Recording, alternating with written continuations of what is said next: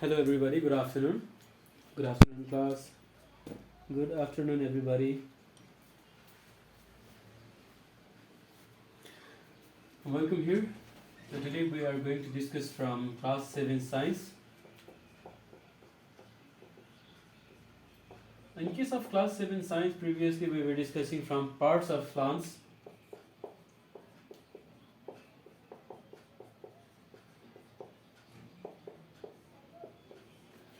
Parts of प्लान्ट्समा हामीले पढेको चाहिँ के थियो भने पार्ट्स अफ प्लान्ट्समा चाहिँ प्लान्टको चाहिँ दुईवटा पार्ट हुन्छ।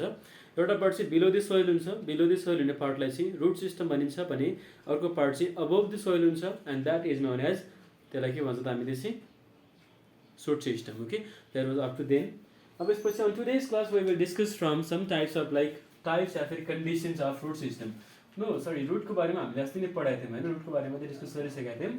रुटको बारेमा डिस्कस गरिसकेको थियौँ भनेपछि now on this class we will discuss from shoot system. अब सुट सिस्टममा के कुराहरू छ, कस्तो कुराहरू छ भन्ने कुराको बारेमा we will discuss by now. In case of suit system consists of two parts. दुईवटा सेक्सन कन्टेन गर्छ यसले चाहिँ।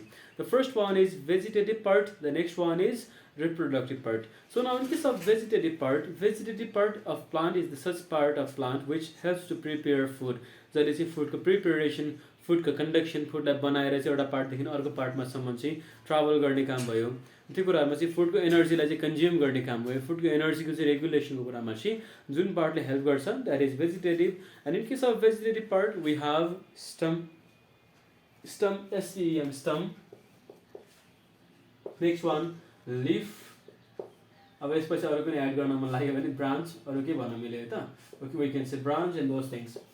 अब in case of like leaf, stem and branch, they are known as vegetative part. After this we have next one that is reproductive part. And in case of reproductive part of plant, reproductive part मा चाहिँ either flower or fruit. अब within fruit भित्र चाहिँ के आउँछ यसमा चाहिँ seed भन्ने टपिक पनि यसो जोडिएर आउँछ। This is next thing. अब in case of plant, let's discuss from vegetative part of plant. The first one is leaf. So now in case of leaf is such part of plant which helps in preparation of food by allowing some kind of like process called photosynthesis. And now in case of photosynthesis, leaves have some kind of like pattern, as much as some kind of like design in them, and they are called stomata. Through stomata they breathe in, and within stomata they actually also with stomata in case of leaves they have green color. So now the green color of leaves means that the cells of leaves have chlorophyll. यससँग सेलसँग लिफसँग चाहिँ दुईवटा कुरा हुने भयो त। एउटा चाहिँ first one is opening called stomata, स्टोमाटाबाट के हुने भयो रेस्पिरेसनको process. And next one that is chlorophyll, and chlorophyll is the green pigment. So now in case of these two things they help in preparation of food in case of plants. And in case of leafमा चाहिँ हामीले चाहिँ बुझ्नु पर्ने चाहिँ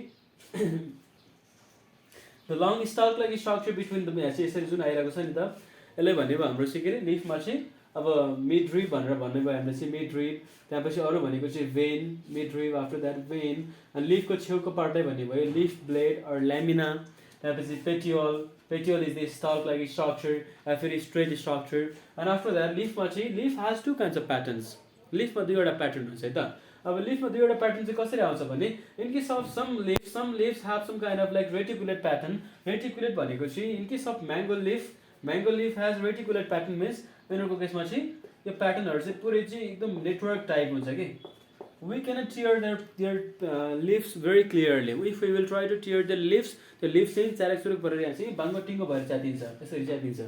But now in case of leaf, if they have some kind of like very good and parallel venation, leafमा दुईवटा venation हुने भयो, दुईवटा pattern हुने भयो त। The first pattern is very zigzag pattern and that is known as reticulate venation. The next pattern is very performed, they have very aligned pattern and that is known as parallel venation. Parallel venation भनेको धानको पात है त। Let's assume that धानको पात हो, धानको पातले च्यात्ने बेलामा सरर च्यातिन्छ नि त, पुरै क्लियरली च्यातिन्छ माथिदेखि मुनिसम्म। यो क्लियरली च्यातिन्छ भने यसलाई भन्छ parallel venation. What is that called? Parallel venation. So now in case of reticulate venation, zigzag हुने भयो प्याटर्न, एकदम डिफिकल्ट प्याटर्न हुने भयो। रेटिकुलेट यसमा चाहिँ प्यारल भेनेसनमा चाहिँ प्याटर्न चाहिँ सिम्पल हुने भयो, जस्तो बनाना लिभ्स। आफ्टर द्याट अर्को भनेको चाहिँ यसमा चाहिँ अब विट प्लान्ट, मेज, यसमा चाहिँ प्यारल भेनेसन हुन्छ। अब लिफमा चाहिँ हामीले कुराहरू यति नै बुझ्नुपर्छ, लिफमा धेरै कुराहरू छ भने पनि वी हेभ टु इग्नोर। अनि लिफको कुरामा चाहिँ अब modification of leaves, what are leaves changed into या फेरि what are leaves changed for. Sometimes those leaves like work in different way. उनीहरूले चाहिँ काम चाहिँ के गर्छ भने sometimes they work in kind of like providing some kind of safety. Example, cactus या फेरि desert plants, they have spikes instead of leaves. Leaves are modified into thorns भनेर हामीले पढेको छौँ. त leaves चाहिँ के हुन्छ काँडामा कन्भर्ट भएको हुन्छ. So here if leaves are converted into thorns, त्यहाँ चाहिँ कुनै enemy या फेरि कुनै organismले आएर attack गर्ने बेलामा चाहिँ leaves will protect, those modified leaves will protect the whole body of plant.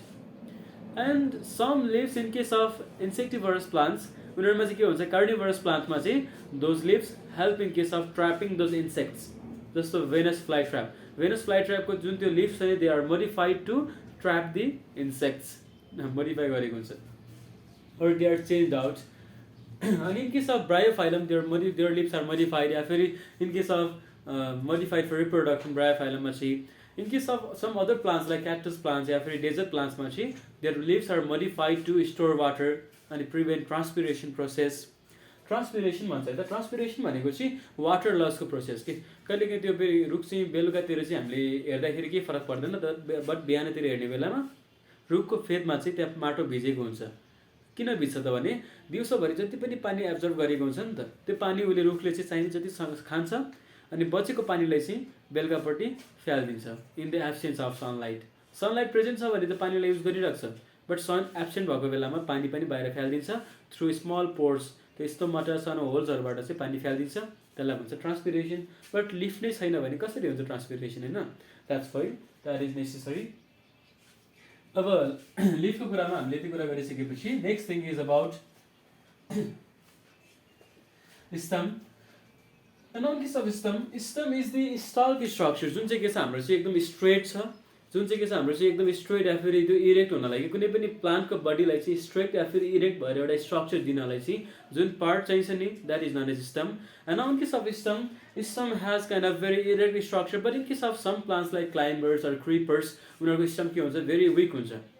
So in case of such condition स्टमको काम चाहिँ के भयो त कन्डक्सन या फेरि पाथवे प्रोभाइड गर्ने, आएको मिनरल एन्ड वाटरलाई माथिपट्टि बडी पार्टसम्म, माथिबाट पाकेको खानालाई बडी पार्टको अरू पार्टसम्म.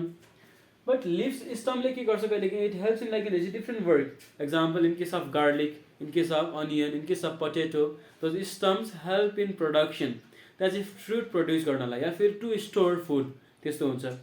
अनि in case of some stems they help in case of like germination too, स्टम्सहरूबाट जर्मिनेट पनि गर्छ. एक्जाम्पल लाइक सुगर क्यानको स्टमबाट चाहिँ त्योबाट जर्मिनेसन प्रोसेस पनि हेल्प गर्छ.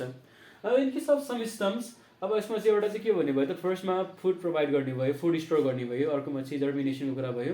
अनि एउटा अर्को स्टममा चाहिँ के हुन्छ हाम्रो एउटा स्टमको मलाई याद थियो एउटा स्टममा चाहिँ अब stem has like some kind of like modification के छ के अरे त्यो ग्रासमा पनि स्टम चाहिँ के हुन्छ भुइँमा लतारेको छ भने त्यो स्टमबाट नयाँ प्लान्ट ग्रो भएर आउँछ. यसपछि अर्को भनेको चाहिँ in case of stem, some stems have some kind of like modification to form टेन्ड्रिल्स.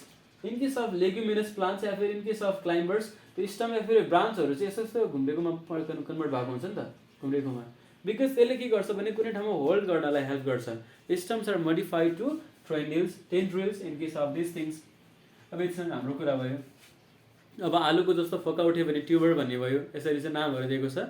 अब नामहरू के छ please you can read, but हामीले बुझ्नुपर्ने चाहिँ to store food, to provide support, to provide germination, यति कुराहरू छ है त. Next one is about branch. So in case of branch भनिसकेँ मैले, ब्रान्च भनेको स्टममा पऱ्यो नि, सरी कताबाट फेरि ब्रान्चमा कन्टिन्यू गरेर. Okay, let's delete this part of vegetative part, let's go directly to the part of reproductive part that is flower. र फ्लावरमा जाने त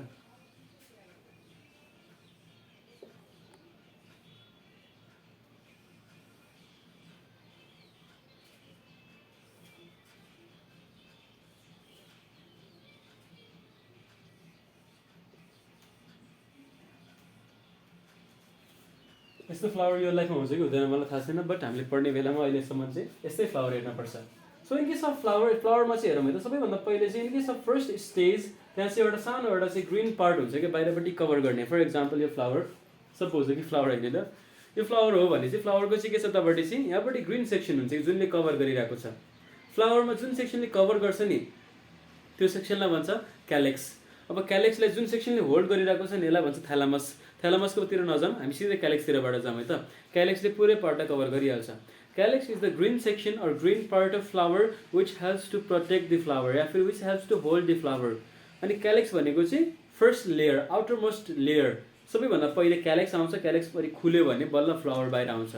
so calyx is the first whorl, यसलाई whorl भन्छ त, WHORL। Calyx is the first whorl of a flower, जसले के गर्छ, इट प्रोभाइड सपोर्ट या फिर काइन्ड अफ प्रोटेक्सन। क्यालेक्स भन्दा भित्रपट्टि जुन यो छ नि अलिकति यो colourful pattern, colourful part, this colorful part of flower is known as corolla. Okay, corolla. So corolla is the second whorl. Corolla is the second whorl of a flower, a very second part of flower which helps in attraction. यसले चाहिँ insects होस्, animal होस्, attract गर्नलाई चाहिँ it helps in like very good way, attract गर्छ। After this, यो चाहिँ artificial हो, त्यही भएर छैन। आफ्टर दिस यसको बिचमा चाहिँ, फ्लावरको बिचमा चाहिँ हामीसँग त्यहाँ चाहिँ एउटा एकदम स्ट्रेट एउटा सिङ्गल टाइपमा चाहिँ एउटा स्ट्रेट स्टिक हुन्छ, एउटा मसिनो हुन्छ, एकदम फ्लेक्जिबल हुन्छ ल। त्यो फ्लेक्जिबल स्टिक एउटा सिङ्गल मात्रै हुन्छ, त्यसको छेउमा सानो सानो पार्टहरू झुन्डेको हुन्छ कि, यस्तो सानो सानो पार्टहरू झुन्डिरहेको हुन्छ, but they are more in number. एउटा बिचमा स्टिक हुन्छ, यसको वरिपरि सानो सानो पार्ट झुन्डिरहेको हुन्छ।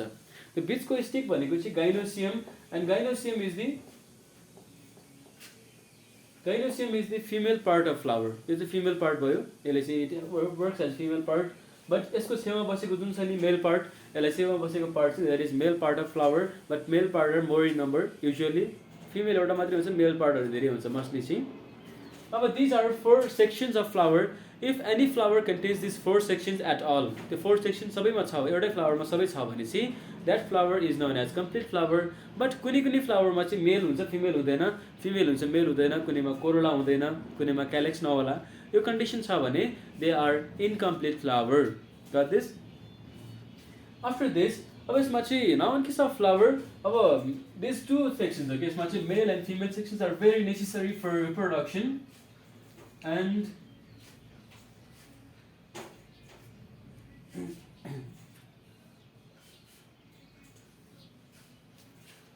ओके, यतापट्टि क्यालेक्स छ कि त, हामीले कोरोलालाई डिलिट गरिदियौँ है त। We are deleting corolla now because हामीले पढ्न इजी हुन्छ। So now in case of androecium, अनि in case of male flower, male part, they contain some kind of like powdery substance. यसको टाउकोमा चाहिँ धुलो हुन्छ कि, पहेँलो धुलो, नर्मली पहेँलो नै हुन्छ कलर, धुलो हुन्छ। यहाँ छोयो भने पनि चिपचिप एउटा धुलो आउँछ। त्यो धुलो चाहिँ के हुन्छ, यहाँ चाहिँ if this powder is like blown away, यहाँबाट उडायो भने चाहिँ यहाँ माथि चाहिँ पुरै जेली हुन्छ, जेली लाइक सब्सटेन्स हुन्छ। यहाँ माथि गएर टाँस्यो भने चाहिँ this process is known as pollination, because male gametes are being transferred to female. Male gametes are being transferred to female part, and that is known as pollination. Pollination भने के भयो त? It is process of transfer of male gametes to female part of a flower. Then in case of pollination, अब यहाँ चाहिँ pollination process continue भइसक्यो भने यहाँबाट जुन भएको छ नि male gametes चाहिँ, they will transfer throughout the middle pipe. यसमा बिचमा चाहिँ के हुन्छ, एउटा पाइप हुन्छ है त, यसको भित्रपट्टि चाहिँ पाइप हुन्छ। It is directly towards the center, अनि यहाँनिर चाहिँ there are some kind of female gametes are called ovum. Okay, actually some small eggs, female eggs are present over there. Female eggs, sorry, ovaries, ovum and ovaries, and these ovaries are connected with these male gametes or pollen grains. Male gamete लाई के पनि भन्छ त? Pollen grains. Pollen grains. So pollen grains are connected to ovaries, and if they are connected together within this female part, यो male part समेत छुटिएर जान्छ र female part चाहिँ एक ठाउँमा बसेर चाहिँ यसको भित्र रियाक्सन हुन्छ। So that fusion reaction is known as fertilisation. So what is fertilisation? के भयो त प्रोसेस चाहिँ? Fertilisation is the process of fusion, भनेको connection or reaction of male gametes and female gametes inside the ovary. यो बाहिरको सेक्सनलाई sorry ovum, त्यसलाई चाहिँ पुरै ओभम भन्ने भयो। ओभरी भनेको चाहिँ हाम्रो चाहिँ ओके सरी, ओभरी भनेको बाहिरलाई, ओभम भनेको फर्टिलाइज एक्स चाहिँ यहाँ चाहिँ भित्रपट्टिको एक्सलाई भन्छ। ओके, I'm confused पार्दिनँ मैले। So now over here these are some sections, and after this अब pollination भनेको transfer, fertilization is the kind of like mixing or reaction. अब यो दुईवटा कुरा भयो भने चाहिँ only gynoecium stage over there, gynoecium मात्रै बस्छ, अनि गाइनोसियमको टाउको पनि हराएर जान्छ। गाइनोसियमको बिचमा जुन छ नि reacted part, that forms a structure called seed, र यसको बाहिरपट्टिको जुन यो फ्लेसी पार्ट छ नि, it is converted into fruit. यो चाहिँ फ्रुटमा कन्भर्ट हुन्छ। So now in case of fruit, fruit has 3 sections, mesocarp, endocarp and epicarp, mesocarp and endocarp. So now the epicarp is the skin of fruit. Epicarp भनेको चाहिँ skin of fruit. Mesocarp is the fleshy part of fruit. Fleshy partलाई चाहिँ mesocarp भन्ने भयो. And the endocarp is the covering that covers the seed of a fruit. For example, mango मा चाहिँ जुन बाहिरपट्टिको layer छ नि छाला, त्यो छाला भनेको एपिकार्प, त्यसको भित्रपट्टिको fleshy part is the mesocarp, त्यसपछि जुन त्यो सिडलाई कभर गर्ने जुन पार्ट छ नि that is known as endocarp. अब सिड भित्र हामी पनि कुरा गरौँ भने चाहिँ again like let's discuss about seeds. If we will discuss about seeds, सीडमा चाहिँ seed has one kind of like bird section. यसको सानो एउटा टुसा पलाको सेक्सन हुन्छ यहाँनिर चाहिँ, अनि सेक्सन हुन्छ यहाँनिर चाहिँ टुसा पलाको सेक्सन. यो कुरा नगरौँ मैले चाहिँ यतापट्टि जाऊँ न ल. यतापट्टि जुन छ नि यसलाई चाहिँ यसलाई भन्छ, यसलाई चाहिँ भन्छ एन्डोस्पर्म, and यतापट्टि छ नि यसलाई भन्छ embryo. Okay, embryo is the part of plant from where part of seed from where new plant grows. Normally यहाँबाट चाहिँ new plant grow हुन्छ.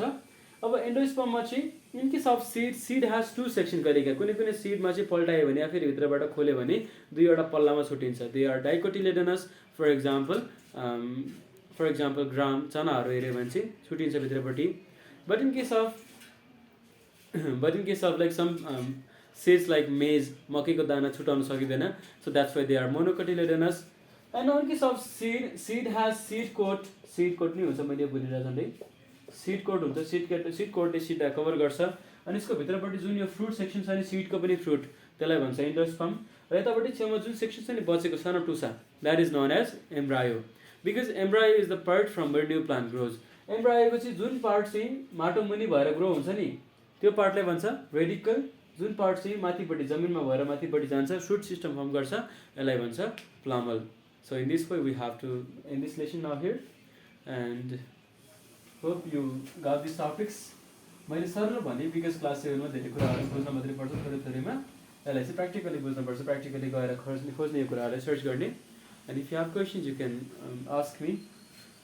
Have a good time. Take care.